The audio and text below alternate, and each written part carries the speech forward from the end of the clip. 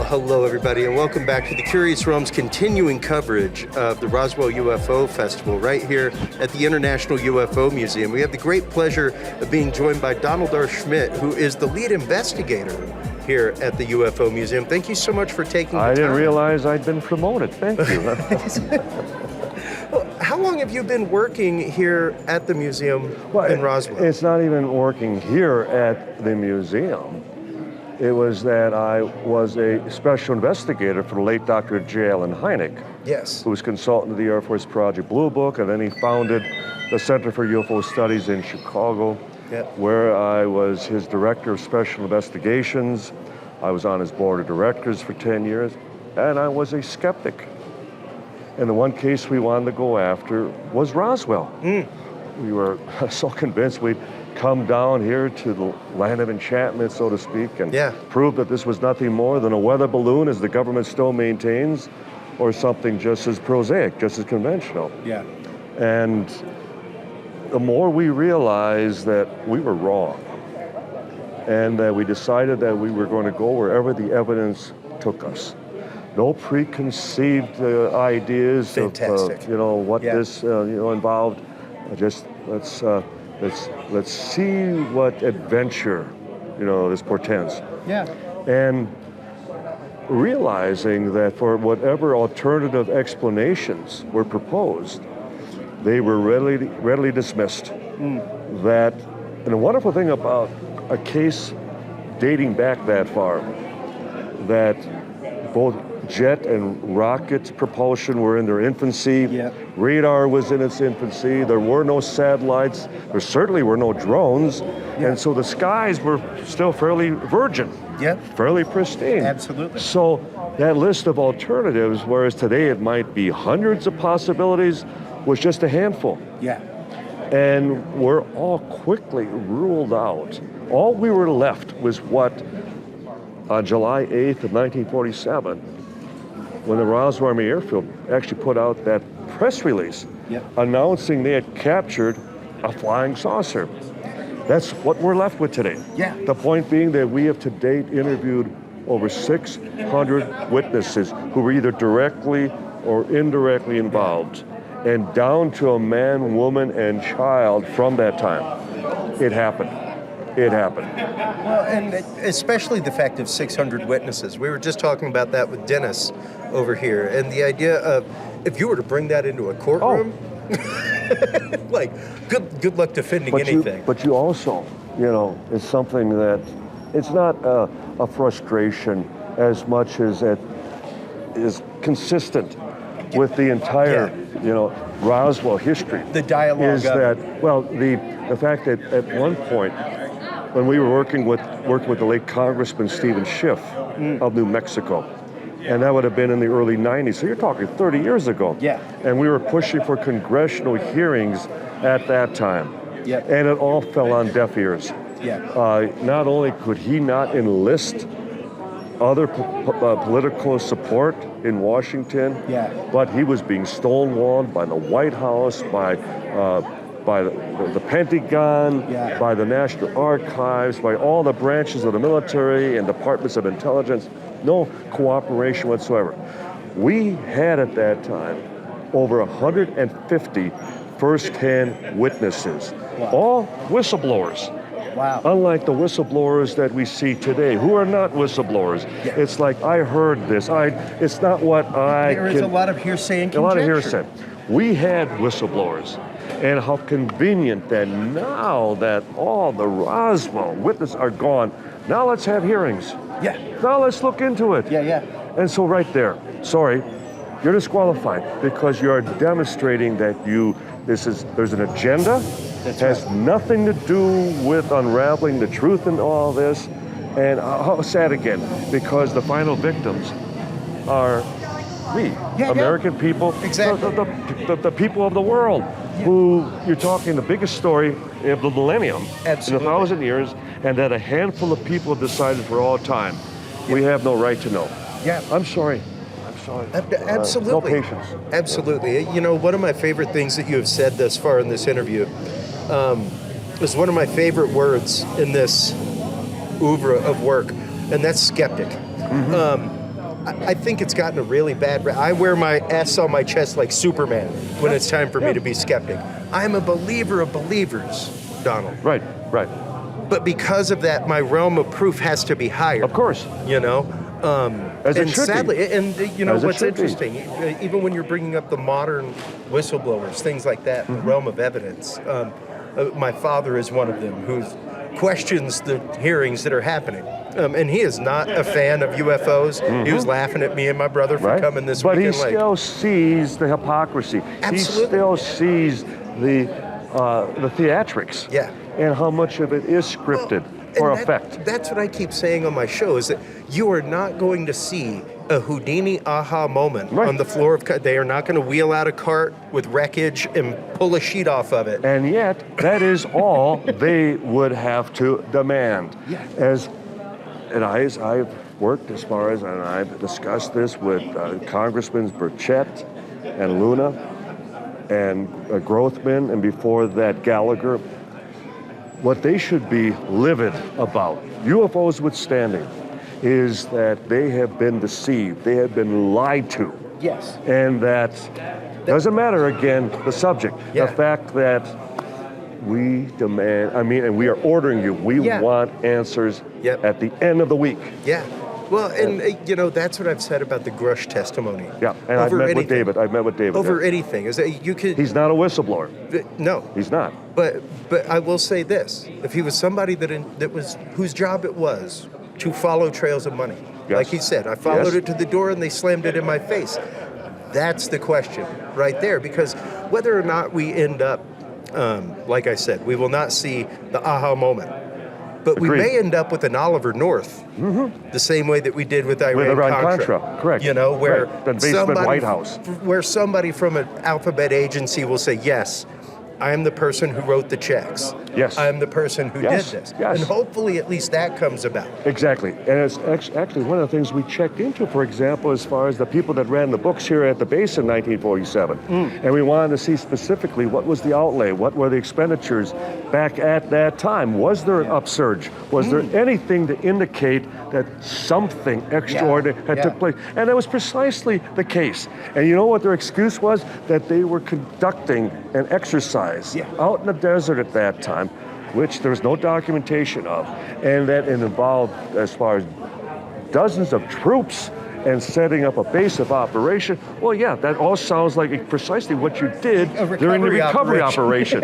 So it's like, I know. Precisely, and it's one of those, it doesn't take a shovel to dig for it. It's a light troweling of the dirt to find these things. And the fact that you have uncovered so much of this, where does it stand now, Donald? Where do we take it from this point? Excellent. We've had now 5 archaeological digs at the debris / crash site. Yeah. And the next time we're planning going in, we're going to use subterranean radar drones.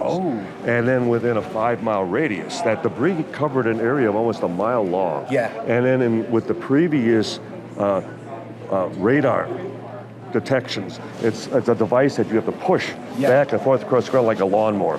This will be able to canvas precisely, go deeper, and the idea that with the prevailing winds and the rain erosion, that things have even shifted off of that location.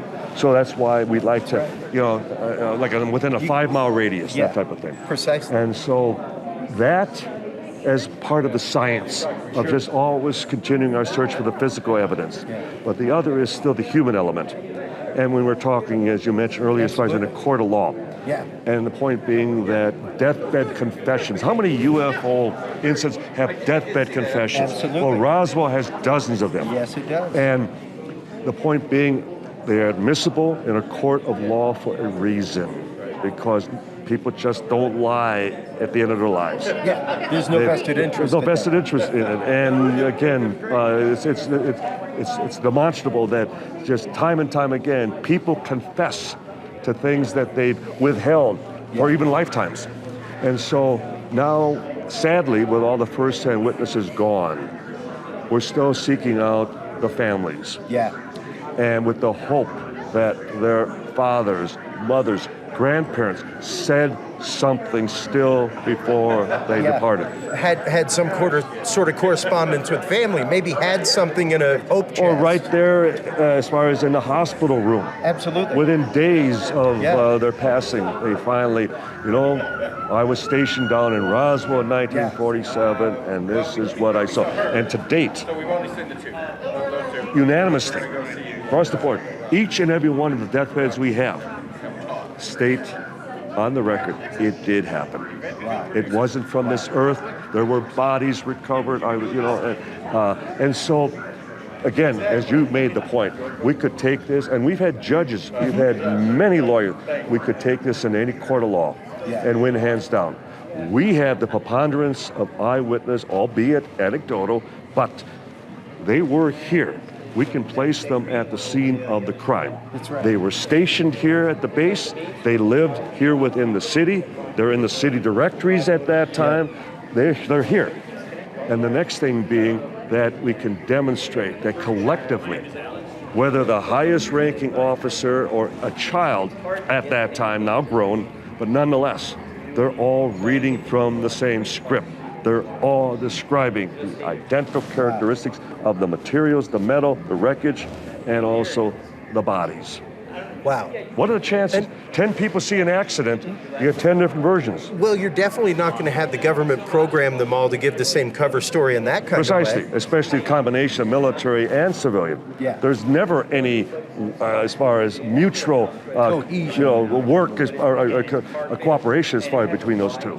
Yeah. And yet that is the case here. I had a psychologist who actually, I had written a paper, The Extraordinary Reaction to an Extraordinary Event. And where I actually demonstrated that time and time again, where it's mutual, it's the same. Yeah. And he said to me, I was always a skeptic. And then he says, you struck a nerve with me because, as I mentioned, witnesses to a car accident. And we've all witnessed and even experienced, sadly. Absolutely. But we have perspectives based on our own background because it's something mundane. Yeah. It doesn't happen to us, fortunately, every day, but nonetheless, we see it through rose-colored glasses, so to speak. Absolutely. Whereas with Roswell, because it was unprecedented, it was unique, and as a result, that perception is based strictly on what you witnessed, what you saw, what you held in your hand, because you have nothing else to compare it to. Exactly. And you know what's fascinating is especially the eyewitness statements. I have actually written a log for people to go out and do field investigation, things like that, because of course there is that concept of the last 48, the TV show, where if the police don't get information regarding a murder in the first 48 hours, the likelihood of solving that dramatically drops. So absolutely. the idea of having a journal for people who are out in the field doing UFO investigation, to write things down as they see them, as they see them in the sky. But when you're talking about these witness statements, the fact that 50, 60 years later, this is still emblazoned and ingrained in their mind, and they tell the same story without change over and over and over, which also speaks to something. Of course it does, and which also destroys this myth that these are faded memories, that as these were older people that... these are visceral memories. Yeah, precisely. And yet, then I always point out, for those of us who were alive on November 22nd of 1963, we know exactly where we were, when the news broke, and even what we thought at the moment. And the same can be said about 9/11. I remember the day the Berlin Wall fell. For the rest of your life. Yeah. And you weren't in, as far as East Germany at that time. Nope. I wasn't in Dealey Plaza in Dallas, and I don't know that we were in New York City on 9/11. But we will forever. These people, these witnesses, were there. Yeah. They were actually there. And what an insult to suggest that, they're going to lose track and they're not going to... Of one of the most pivotal moments of their life. And the point being that, as one of the witnesses said to us, it's the first thing I think of every morning when I get up, and it's the last thing when I think about when I go to bed at night. Exactly. So Exactly. yeah, And I mean, yeah. even right here behind you is Kathleen Martin, and her work with experiencers has literally revolved around that for decades Yes, now. yes, You know, the yes. idea that when this moment happens, it changes everything. It's literally like somebody has You don't come. sweat the small things anymore. You have an entirely Yeah. new outlook the on life. The phrasing I Yeah. use is it's as though somebody has taken a crowbar to your keyhole. Yes, yeah, I like that. That is I like your keyhole is forcibly open to a wider dimension of I like view that. through. Yeah, You know, yeah. it's not even through your own doing. Everything you know and believe is questioned. at And that let's point. also take it aside a step further. Please. It was a Japanese murder movie. It's called the Ramachan Effect. Okay. From 1950. And both sides present their case in a murder trial. And the judge, finally instructing the jury, says, I want you all to take into account that there are three sides to every story, three sides to every life experience. There's your version, and there's my version, and then there's what really happened. And the point being, what side has performed due diligence? What side has done everything they can as far as in performing due process to determine the truth? And the skeptics, the scoffers, the debunkers, have done next to nothing. With them, it's just a proclamation. It's just, it can't be, therefore it isn't. Yeah. As opposed to those of us who are doing the archaeological digs, tracking down all the witnesses. Yeah. Proper skepticism. And in our case, it was proper skepticism. Exactly. And I'd like to kind of close this on that note, because a lot of my show, there are tons of shows out there that, you know, go down rabbit holes of stories and things like that. I want to demystify. I want to help the kids that we see walking around us like watching right a now. magic act. Exactly. You want to you don't want to know how they do it. Yeah. And unfortunately, I'm involved with the tech, so I know how it's done. Sure. But I'm never going to destroy somebody's illusion of what's happening. Of course. And their enjoyment of it. But skeptic is a dirty, filthy word. And I don't think it should be. No, it shouldn't you be, know, because the job of a skeptic is to be looking for the data that will change your mind. As we just described, the Ramachan effect. Again, the skeptic still not closing himself or herself from off the truth as much as setting out to demonstrate and prove the truth wherever it lies. Exactly. Yeah. Like and you that's what skepticism is. Like you said at the beginning, it's no different than I've been in media for years. I've worked in newsrooms. Good news reporters just follow the facts where it takes Precisely. them. They are not coming at it Doesn't from an matter, agenda. They aren't wherever. trying to tell a story. They're not going to rose color as far It as... is straight Edward R. yeah. Murrow. These are the facts. Make up your own mind. Precisely. And where do we, especially with that in mind, with Roswell, Donald, how do we bring that to this next generation with that proper skepticism in mind, getting rid of the razzle-dazzle, getting rid of the media twist on things, all of that? How do we get them interested in the science of investigation? And it is interesting you mentioned that. And it was something that struck me a few years ago. I was on college campus, and I was setting this all up with World War II and the Manhattan Project, you know, the development of the atomic bomb and all that. And I'm watching, and I'm realizing that these kids have no idea what I'm talking about. And like even this other day when I did an interview, and it was a young person, and I mentioned Bill Clinton, and they had no idea who he was. And to me, that's like, you don't know who George Washington is? No frame of reference to the man who exposed Area 51. So it's like, so okay, so that is the next agenda. And interesting that I have been approached by another publisher, and it's a writer that he is working with who writes for the New York Post. Great. 23 years old, she's brilliant. I've met with her a number of times, and they want to do a book entitled Roswell Generations. And then from the World War II to the baby boomers, and then as far as the Ys, and now to the Zs. As far as bridging those gaps and bringing Roswell up into the present. And what not as an attraction as much as you also need to know about this. That's right. Because Yeah. if we allow it to once again die in the ash heap of history, Yeah. we only have ourselves to blame. That's right. And so That's right. I see it as a golden opportunity, and I'm actually gearing up to start on it. It's more than a red flag. It is red flares in the air. Yes, is what it is. Yes, Because and especially with the World War II generation now Yeah. just about all gone, and then the baby boomers who will follow. Yep. And it's something. AI is not going to preserve Roswell. No. It won't. No. It won't. And No.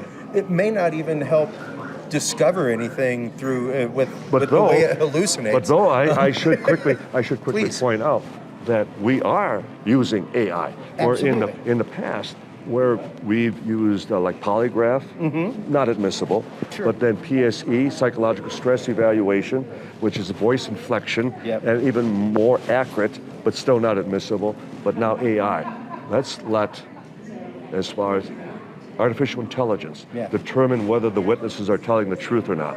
Yeah. And so for all the audio interviews, all the video interviews, and with AI, 98% truthful. Wow.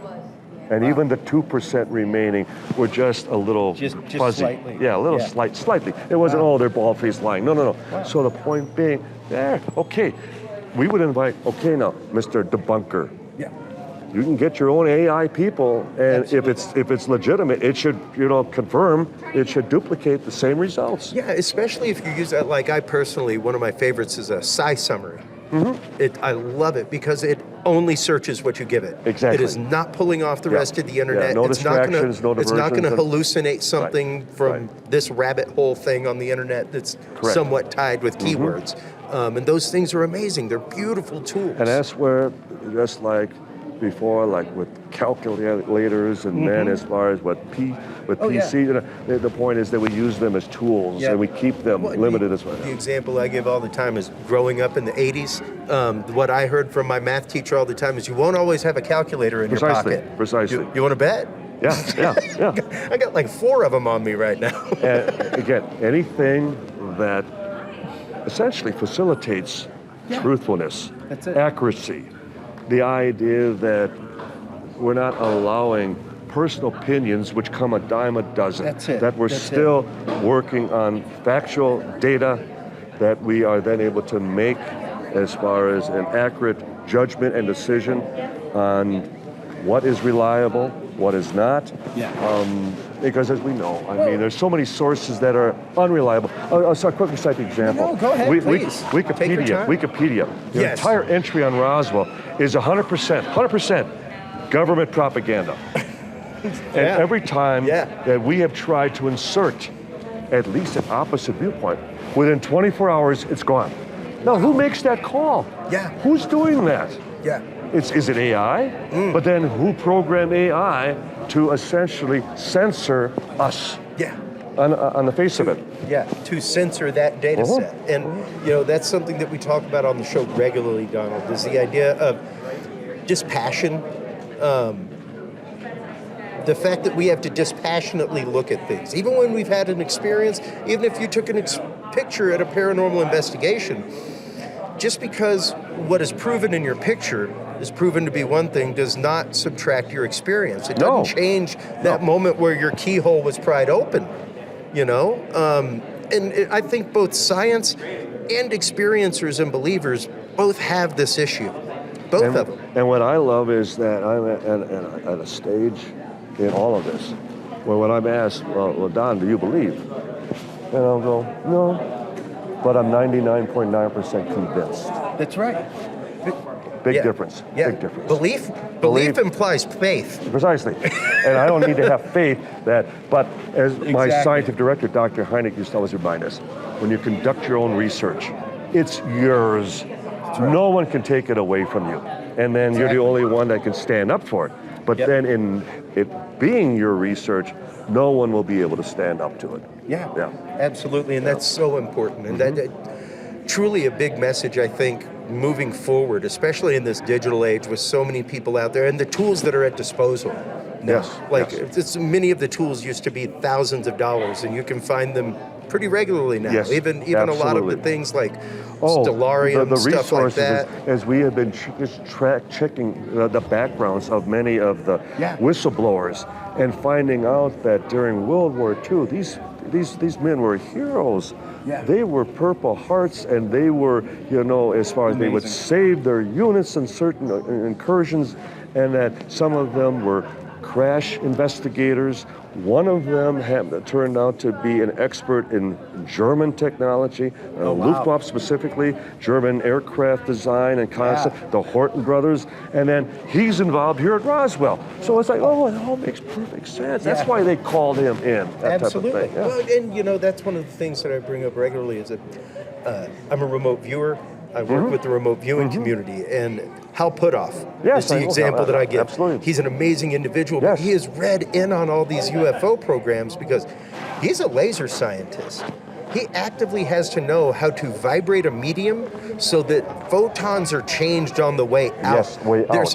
There's Not a in, yeah. there's a different level of vibrational knowledge of physics in that man's head. So to understand how some of these technologies may work, phasing, things like that, like that's the kind of guy you want to talk Precisely. to. And again, it's his research. Absolutely. And he is the expert on He his. is busy expertly trying to squeeze energy out of a vacuum in my home city of Austin, Texas Wow. right now. So that's his current research is like, how do we And that- piezoelectrically And that's what Dr. extract- Puthoff is. That's Yeah, what he is. exactly. And relates exactly to this same kind of technology. And we have relied on Hal, and unfortunately, he was, at least at the time, unable to do radioisotope Yeah. on some fragments that we had recovered from the debris field. Wow. But he then referred us to where, and Absolutely. we always had to certainly be careful because in the past, Things disappear. Things disappear. Things disappear. It and, happened to MUFON just this last year with a piece of debris from Russia that disappeared in the mail. They had to end up getting another piece. We have to be smarter, and we That's also right. have to always be aware of who we're dealing with. Yeah. That these They're these people, nefarious. and they play hardball. Yeah, they do. And this isn't By a a different set of game rules. in their mind. This is a major chess match Yeah. as to who's going to prevail, and we will. Absolutely. We will. I mean, they have won, as we would always say, we were racing with the Undertaker. That was always our, that time is not on our side. That's right. So our witnesses are all gone. As I described, we're now going after the families still. But Roswell continues to ride above. It's still the granddaddy Absolutely. of all UFOs Absolutely. for a reason. And the government is presently up to 4 official explanations. 4. I always joke, husbands, try that with your wives. Yeah. But nonetheless, keep that up. it was strictly a case of stalling for time, running out the clock. And then when that last witness is gone, it's cover-up It's hearing complete. time. And here we are, they're gone, but it's not cover-up complete because more people doubt and distrust the government than ever for a reason. Absolutely. Because their entire history is just, the definition of cover-up. Well, like the president in my childhood said, the 10 most dangerous words in the English language. I'm from the I'm government, from the and government, I'm I'm here here to help you. Ronald Reagan, And you really do have to think about that, because it is in their And he best was so interest. honest to actually admit it. Absolutely, absolutely, and that's just it. And we have to call for that, not just with our local governance, Our local but government, national right. governance as well. And it really does start locally. So the fact that you are here, boots on the ground with this, working with this, pushing this forward is still absolutely amazing, Donald. Before we let you go, what words of advice would you have for the younger generation, the kids out there listening, who want to get involved with UFO, UAP investigation in a real scientific-based way? Be especially wary of anything on the internet. In that, as I had described a moment ago, that so much of it is revised history. Yeah.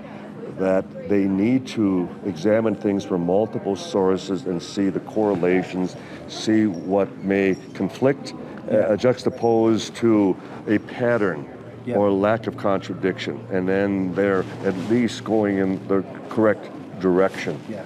They need to, I believe, respect especially that World War II generation that is now quickly, fading into history, and that these people experience things that have set the course of where we are today. That things we take for granted, that there were many people that were willing to take the risks. The Chuck Yeagers, the Neil Armstrongs, as far as people who strap themselves to tons of explosives precisely. to go find out. And exactly, and we've lost that pioneer spirit, that ethic, that.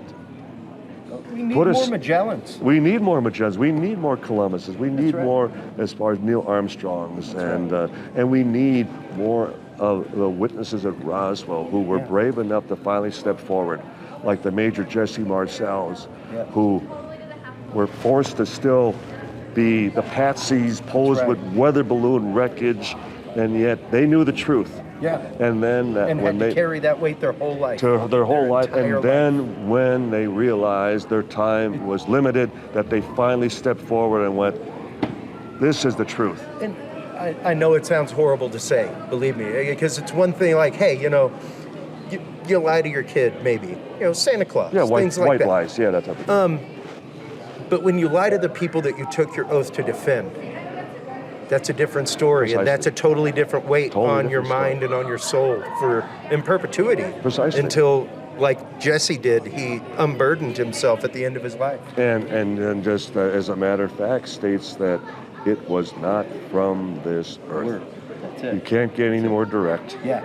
And that's all one needs to think of, that the lead intelligence officer in the U.S. military at that time, in charge of the atomic bomb, and that he would mistake off-the-shelf material, that of a weather balloon, for something, like I always say, it's the only time in history that a weather balloon was misidentified as a flying saucer. That's right. That's right. So, that just happened to be Roswell. I want to thank you so much for your time I today, enjoyed truly. this. Thank you. I'd love to have you on again and again to talk about this, because it really is, I think, one of the most important I'm things easy out to there. find. Absolutely. So, we are connected on social media, all kinds of things. Yes. So I'll be sending you a link to this. Before we let you go, let everybody know where they can go to follow all of the work of Donald Schmitt, where they can go to get involved and find out more. Certainly through the museum here, the International UFO Museum and Research Center, Center for UFO Studies in Chicago, which is actually now the J Alan Hynek Center for UFO Studies. And then I'm on Facebook at Donald Raymond Schmitt. And then my website, my webpage is Roswell-investigator.com. Okay. Fantastic. Once again, thank you so much. I greatly appreciate your time. Thank you. Appreciate it too. While you are online checking out everything from the International UFO Museum here in Roswell, as well as the amazing work of Donald R. Schmitt, make sure to stop on by Curious Realm, curiousrealm.com. It's where you can like, follow, subscribe. That's where you can find all of our interviews, as well as books, movies, classes, everything from our guests. Stop on by, support them, support what they do. When we come back from this quick commercial break, we will continue with our waning coverage of the Roswell UFO Festival here at the International UFO Museum in Roswell, New Mexico, right after this.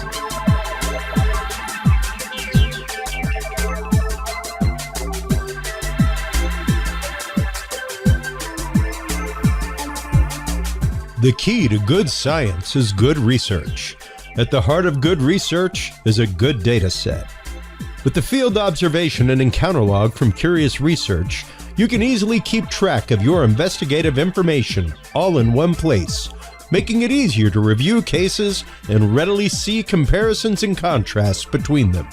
Whether out in the woods squatching, in a back room gathering EVPs, or using high-tech gear to track UFO, UAP activity, this easy-to-carry, pocket-sized scientific data log is the perfect companion for any field researcher. You can find your copy of the Curious Research Field Observation and Encounter Log at Amazon.com or visit the official Curious Realm store at curiousrealm.com/store to reserve your copy for yourself, your family, or a mind that you want to open. That website again is curiousrealm.com/store.